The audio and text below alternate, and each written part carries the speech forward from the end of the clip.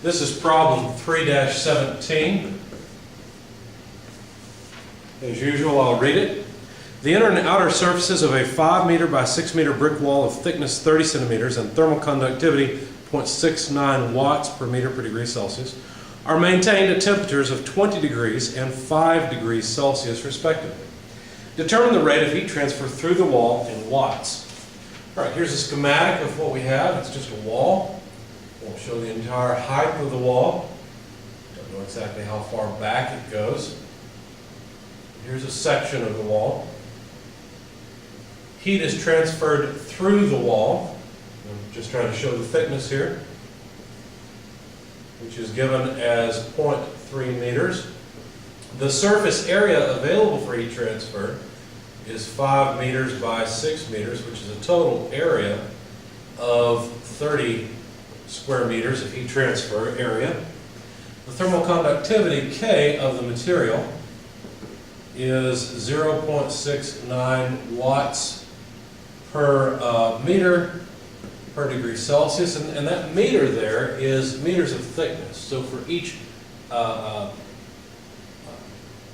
sorry, that's not really correct.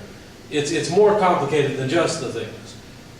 It has to do with the area and the thickness. It's the two together, but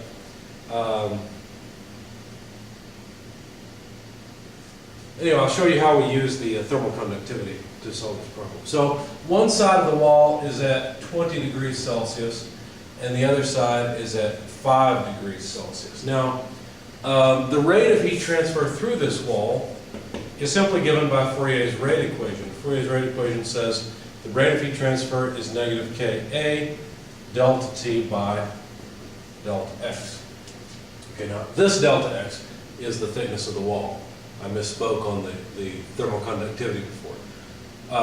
In any case, to calculate the heat transfer rate, all we have to do is plug in the various numbers that were given, and we'll get our answer. So 0.69 watts per meter per degree Celsius multiplied by a surface area of 30 square meters gives us K and A.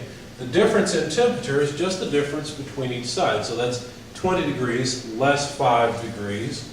So 20 less 5, which of course is 15, but I'll write it as a difference, divided by delta X, where delta X is the thickness. You know, you have to be a little bit careful here, because the delta X of thickness, this difference in thickness, you have to take a coordinate system in the direction of heat transfer. So we always take positive X direction, for example, to be in the same direction as the heat transfer. And so if that's the case, then the order in which we take this difference is important. So for example, 20 degrees is on this line, right? And so that would be equivalent to a position, an X position of 0. But then the 5 degree line is over here on this other wall, which is at an X position of 0.3 meters. Okay?